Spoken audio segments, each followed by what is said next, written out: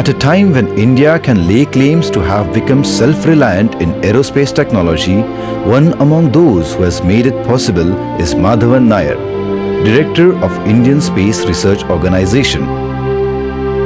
He is the force behind the successful launches of the GSLV and the PSLV satellite stations in orbit, thereby having built a sound platform for the designing of the future generation of launch vehicles.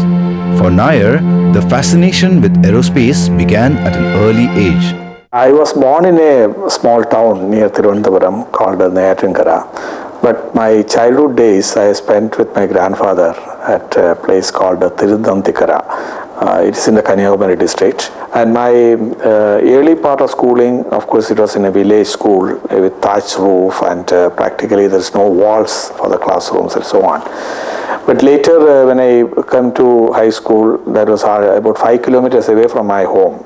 There is no means of transport, no bus, nothing. Virtually walking every day, morning and evening, back and forth to the school. So I learned the hard way. But there were good teachers who always used to enthuse me in pursuing studies and so on. In fact, along with my few friends, we built a radio-controlled aircraft way back in '60. Large vacuum tubes were used as a power amplifiers and so on, and the aircraft was built with balsa wood and a tiny engine which runs on alcohol. All this put together, we made it fly, and it was remotely controlled using radio waves with perhaps very antique type of instruments those days. This interest is what led Nair to obtain a degree in electrical and communication engineering.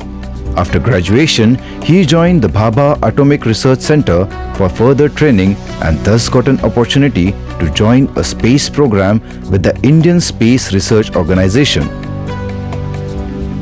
Having initially worked with Dr. Vikram Sarabhai, the father of India's aerospace programs, Nair then had the good fortune of being associated with the country's present president, Dr. APJ Abdul Kalam, for 18 years. A period that he calls the most educative and thrilling in his career. In fact, I was fortunate that I had my first boss, Dr. Abdul Kalam. He started my career and he continued to be my guru for almost 18 years. And in the initial phase, I had an opportunity to work with Dr. Sarabhai also. In fact, virtually the style of the technical thinking, the innovative process of developing new things, and then also the management which is required for a multidisciplinary environment. All these topics I learned out of these two great personalities. The SLV-3 project's first launch ended in failure. It was a heartbreaking moment for Nair, but he didn't let this affect him. Determined to prove himself all over again, Nair set about the task with renewed vigor, and this resulted in not only the success of the SLV launch but the flagging off of the PSLV project, thus placing India in the list of those countries that are independently capable of aerospace project management and implementation. For Nair, rocket science is not just about technology of exploring outer space. It is more to do with the benefits that can accrue for the common man through the use of satellites.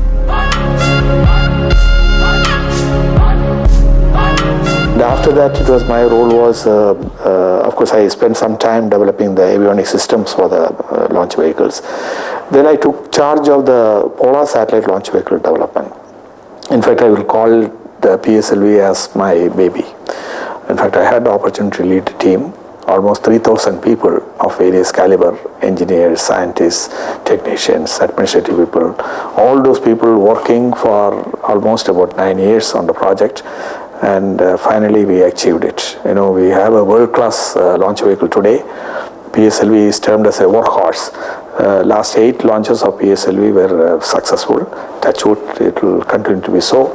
We can carry today any remote sensing satellites which is required for our purpose. And that way I think we have demonstrated to the world that we have got a very reliable launch vehicle system which are competitive, which can serve the launch vehicle requirements of various countries from abroad. Then, of course, I had the opportunity to manage the Liquid Propulsion System Center at Thiruvananthapuram. One of the challenges was the indigenous development of cryogenic stage. Of course, when I was holding charge there, we have built the infrastructure facilities for development, and also most of the components and subsystems for the engine has been designed and fabricated, and the test program has just commenced. For a person so immersed in his work, how is Nair as a family man? It is best, of course, to put this question to his wife. No, because we were neighbors. We met while we were in the college classes itself. Later, after his graduation and all my studies over, we got married. As a husband, no problem. He's very cooperative, but there is not much time, that's all. He's very loving and with children and all. He is working for our country only, is it not so? And moreover, I was also working, so same organization. So I know his difficulties and other things, Clothes and all is not that very particular. Simple only. Mainly he likes our typical Malayali food only, but he likes chicken very much. He likes only this jovial type, not serious things he won't see. Nair is the kind of person who has a natural affinity for anything that is electronic in nature. He has a tremendous patience to find solution to the most complex of problems. And this patience is as easily reflected in his personal life too. He is a quiet, unassuming person who goes about his task with a great amount of determination and with an overriding belief in family values. If you come to any of our houses, you can see that there's a table with all the junks that you can see from, and he likes to put together things using things which he has scooped out of different other gadgets. So for example, if a telephone has broken down and a video tape recorder has broken down, he would pick up things from various things and try to put up or make things out of the various things he has scooped out. Most people whom Nair has worked with think that is a person in a great hurry to give India a topmost rating in aerospace sector. They feel that he sets very high standards of quality. Nair himself feels that this is just the beginning.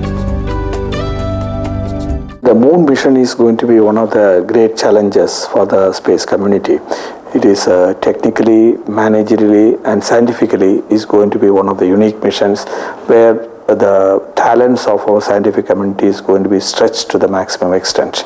So far we have traveled to something like 36,000 kilometers for the geostationary orbit. To reach moon, we have to travel more than 3.5 lakhs kilometers.